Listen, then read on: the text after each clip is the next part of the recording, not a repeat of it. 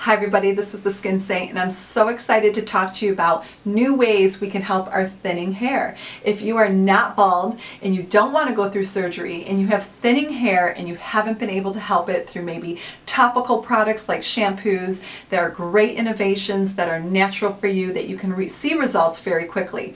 One of them is the Selphyl PRFM. We've all heard of PRP and the platelets. Using from our own blood, we separate in a centrifuge and we have our platelets and our red and white blood cells separated. Those platelets get injected into our scalp through the course of about 3 treatments, about a month or so apart, and you will see stimulation of that hair follicle and reduction in that cell death of those follicles. So it's absolutely natural. You're going to barely feel anything. It's so great and it's effective. It will be a result. A lot of times you don't know if you're going to see a result in something, and the success rate of this is absolutely incredible, especially for females that might have this little bit of balding around the scalp line. You might have a line here. Very effective, very natural, using your own platelets. I highly recommend people do this. You will see a 16 to 48% increase in hair growth, which is just incredible. Over 250,000 cases have been done